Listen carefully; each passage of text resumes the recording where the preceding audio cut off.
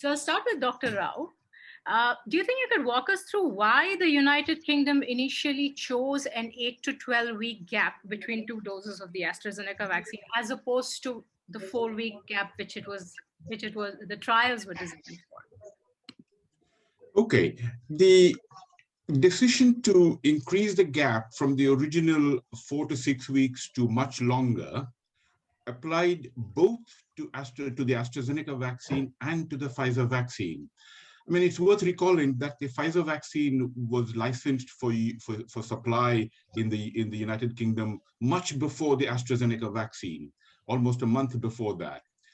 And the decision applied to both the vaccines. So though it is right that the evidence from the trials, which wasn't, by the way, the original trial design, the original anticipated gap between the two doses in the original AstraZeneca trial was indeed between 4 to 5 or 4 to 6 weeks. But by some mischance or whatever, the subgroup analysis showed that those who had had a longer gap also had adequate immunity given to them by the two doses with the longer gap for the AstraZeneca vaccine. So that was used as the evidence. So what happened was that late in December 30th, I think the date was, of 2020, after the Pfizer vaccine had been licensed for supply in the UK, the 4 chief medical officers put out a statement backed by what is known as the JCVI, the Joint Committee on Vaccination and Immunization, who suggested that a longer gap might be acceptable. The feeling at the time, both in the press and in the public, and widely held too, was that this was a pragmatic decision, and that a trade-off, a balance was being struck between immunizing a small number of people fully, i.e. giving a small number of people as much protection as 2 doses could possibly give, and spreading the protective effect of a single dose to a larger number of people.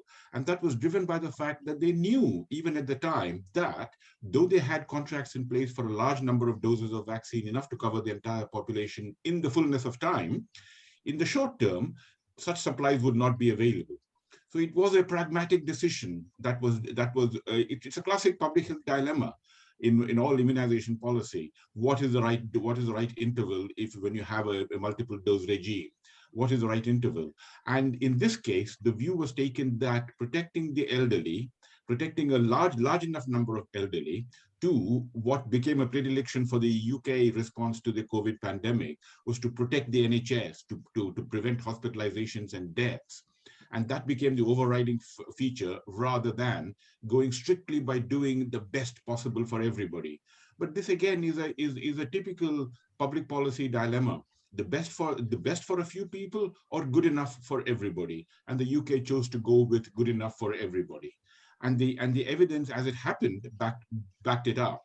So the latest official position of the JCVI in what is known as the Green Book, which is the sort of handbook for all vaccinations, immunizations in the UK, still says that for the Pfizer vaccine, the ideal gap is between 4 to 5 weeks, and for the AstraZeneca vaccine, it is a minimum of 8 weeks. Right. So Dr. Kang, now we are at a situation where India has a 12 to 16-week gap, which is driven by basically data from the United Kingdom. And we have this new study which shows that only 33% efficacy with 1 dose against the new variant. It seems like we don't plan to change the Indian gap, because the new study from PHE was small in size. That's what Dr. N.K. Arora-Fentagi said. He said that that study wasn't reliable enough to prompt a policy change. What do you think about all this? Do you think the study is reliable enough? What do we do?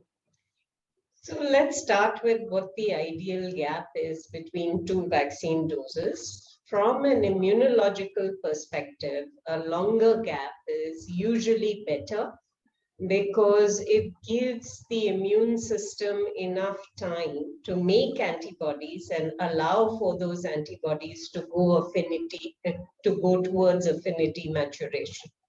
So in fact, with studies that have been done with adenovirus vectored vaccines in the HIV field, it's been argued that a 12-week or greater gap is better for adenovirus vectored vaccines.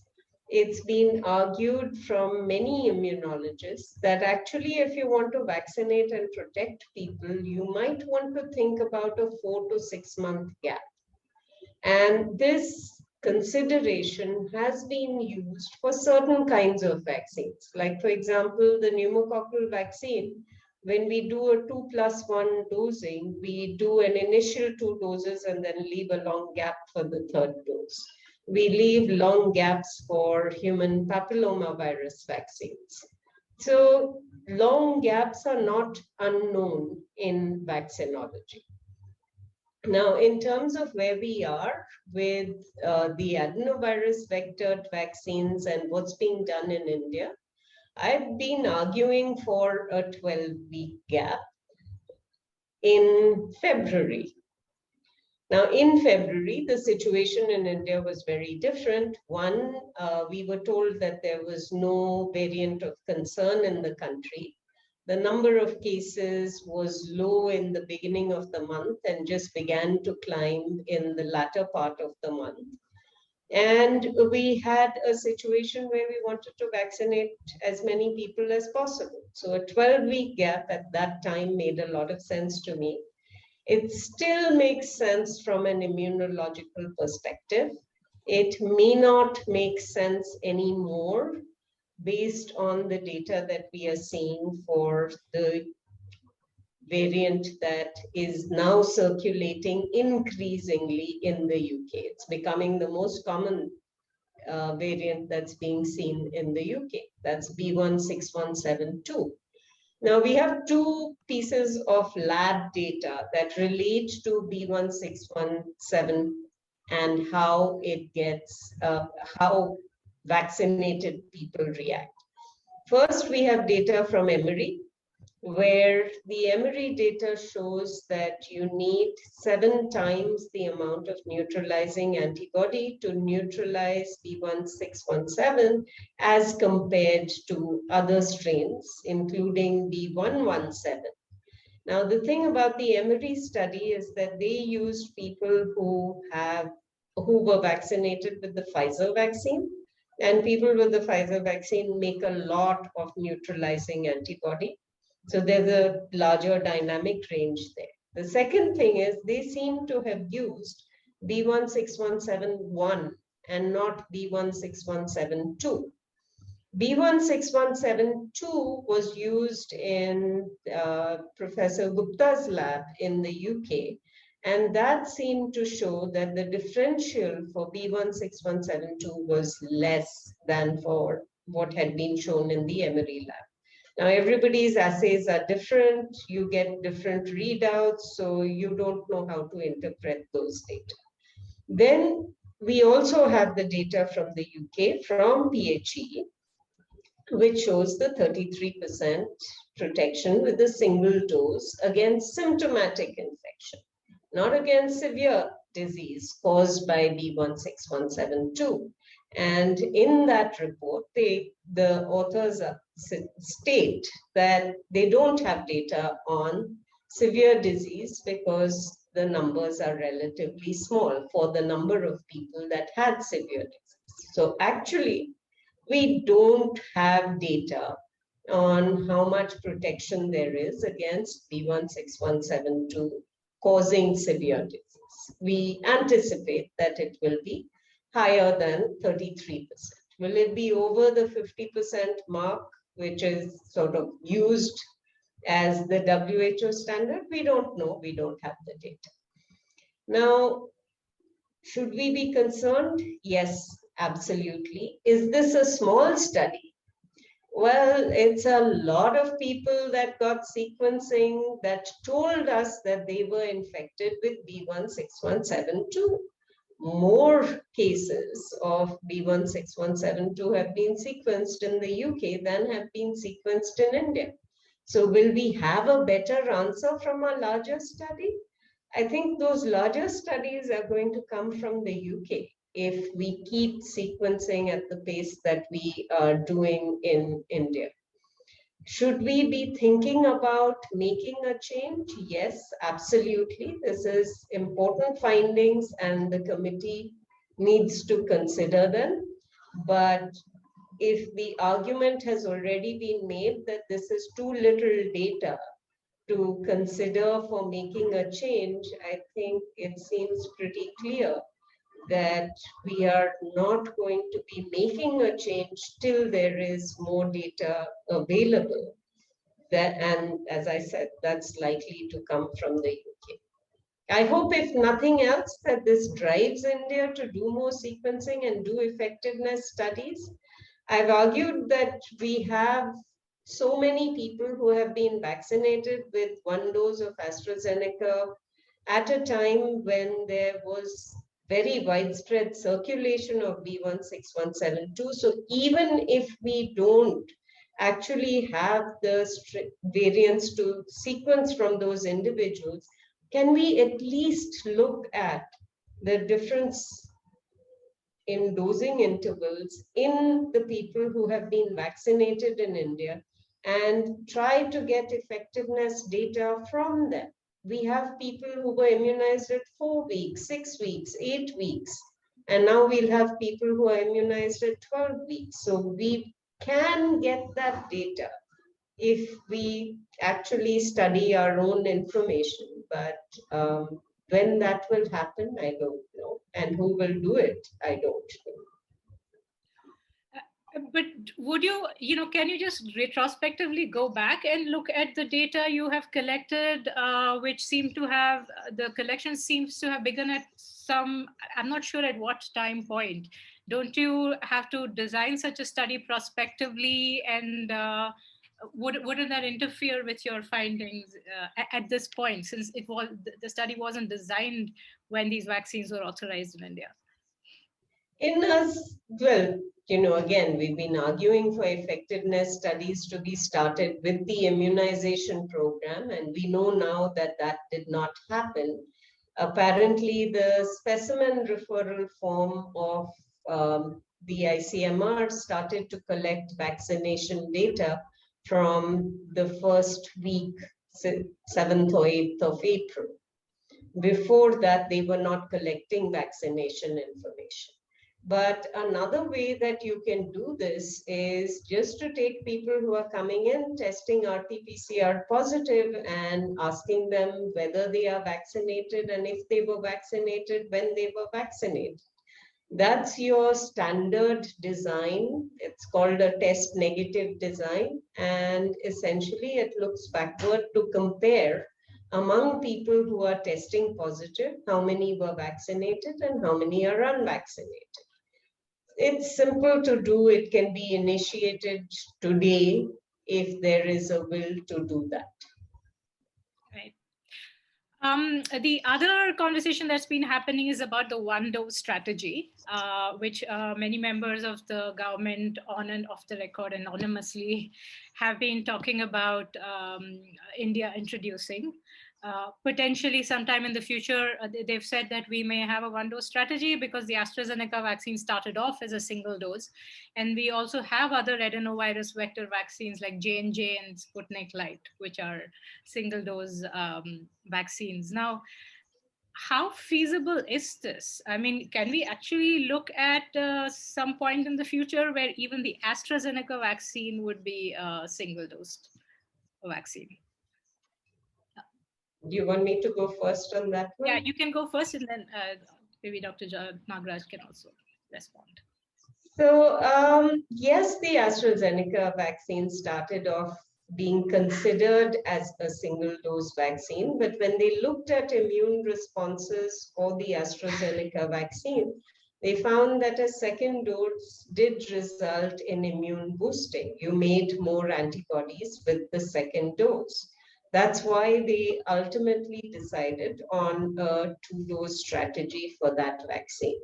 Now, do you need vaccine saturation? We don't know. What is the level of antibodies that are protective, and do you reliably make them in response to a single dose of vaccine? We don't know. We know that with the mRNA vaccines, you make a small neutralizing antibody response with the first dose, and then you make a much larger one with the second dose. But we also know that mRNA vaccines protect after 10 days, at least in terms of short-term protection. So we don't have a correlate of protection. It's very difficult to make decisions right now based only on immune data. You can make these decisions currently based on clinical information. And right now, we don't have clinical information on a single dose strategy with the AstraZeneca vaccine. We only have it for J&J.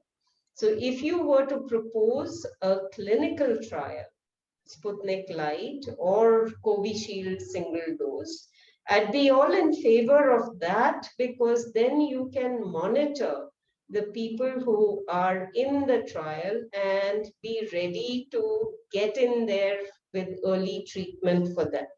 I would not change the program for 1 billion people based on assumptions. Dr. Rao, do you want to add something?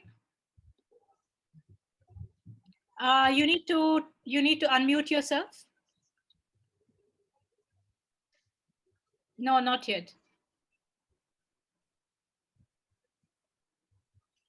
I have muted myself. Yeah. No, I was saying I would defer to Dr. Kang's expertise on that. I think whether we can go in for a single dose strategy or not long term is a bigger question.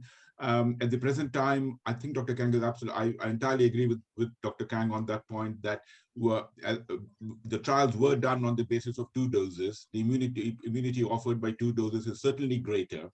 And don't forget, even with the B.1.617.2 variant in the UK, at any rate, the second dose offers greater protection, which is why they brought the date forward in order to create a kind of a ring around particularly those areas where 617.2 is becoming the dominant form at a much faster rate.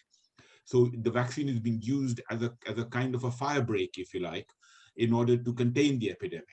But the UK is in a lucky position where we can afford to do that, where we are picking it up at a very early stage. 617.2 is being picked up at its earliest, well, not quite at its earliest stages. Some people would argue that the government allowed a 3-week gap when they did not act. And that's a point being very vociferously made by the opposition in Parliament, for example, that they were asleep between April the 2nd and April the 19th. And the accusation is quite openly that was politically motivated. But nevertheless, we are where we are, and the vaccination is being used as a strategic tool to contain this new variant of interest in those areas where it is there and stamp it out. So therefore, not in the foreseeable future is my view, and we need greater data. There's just one point worth adding about the small sample size. I think the small sample size argument is being overplayed by those who argue that the UK PHE study does not have wider applicability. The fact is that I think this is where it becomes a bit difficult to explain to people, but this is not a clinical trial the UK PHE did. This is a case-controlled study. And case-controlled studies are a sort of a second best a tool in order to answer important questions. The advantage of a case control study is that it is easy to mount at short notice.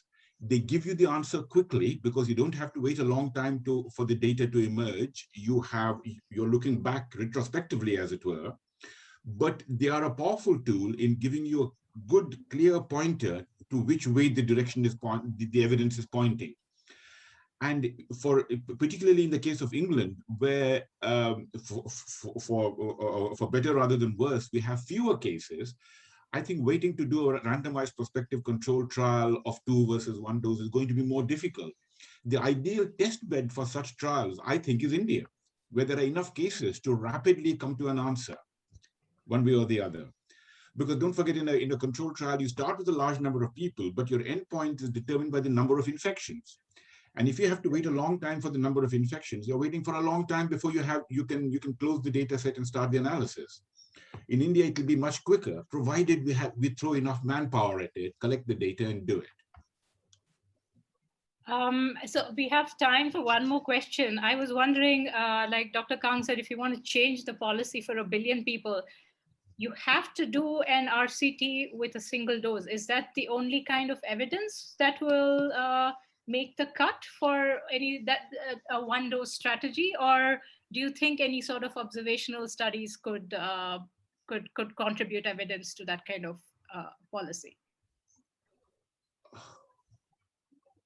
Shall I go on that? Yeah. I'm sorry. My gut feeling is that, and you can do it in parallel. I think replicating the UK PHE's case control methodology in India should not be too difficult. After all, though I appreciate the point about the form not asking the question, both the data sets exist. We know who has tested, we know who has had the vaccine and who has not had the vaccine. You simply need to throw enough manpower to go back to the people who have tested, positive or negative as the case may be, because we know who has had the test, and collect enough of a sample, do it in particular centers so that your other variables are controlled for. The tricky bit in the case control study is making sure that the controls differ from the cases in only the one respect, in whether or not they had the vaccine, and not in any other respect. So if you have a large enough sample, that noise should be dampened down considerably. And therefore, you could rapidly mount a case control study to at least give a temporary answer to the question while the RCT is proceeding. We should also be mindful of one other important fact. Too many changes in the vaccine strategy confuses people. It sends the wrong message. And that was one of the arguments made even in the UK. As soon as the 4 chief medical officers jointly announced their decision to increase the dosing gap from 4 to 6 weeks to about 8 to 10 weeks, there's a lot of noise in the medical press and in the health, and coming from health journalists and other experts too. One of the points they were making was that changing the strategy midstream sends out a confusing message to the people, and people then start losing faith. Hey, these experts aren't really experts, are they? They don't know what they're doing, and they are all over the place with this. So you need to send a strong, clear, simple message that is easily understood, and that is most importantly consistent. Now, that doesn't mean you have to be consistently wrong. If you are wrong, you need to correct. But you need to have as few course corrections as possible. Flip-flopping is bad for a public policy such as vaccinations. Dr. Kang, what kind of evidence would we need if we wanted to look at a one-dose strategy? So I think doing effectiveness studies right now is important to tell us whether we can do a one-dose strategy. The other thing that I think is important is also understanding what the state of play is in India. We heard before that, in some cities, 50% of our people were positive before you had the second wave. What's the situation now? Do reinfections matter? Are reinfections really happening? There is reinfections with severe disease really happening. I still don't have clarity on that. And I tried to access different kinds of data sources to be able to understand that. I've seen data on reinfections, but not necessarily on severe disease. But I'm looking at a small part of the canvas and trying to draw inferences from that.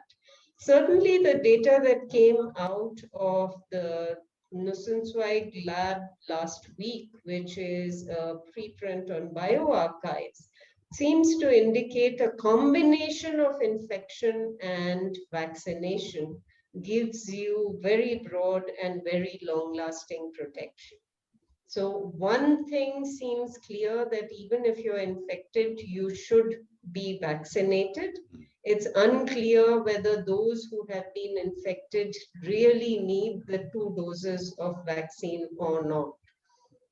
It's unpredictable, but I think we have opportunities here with the number of people that are getting vaccinated to do the studies to answer these questions.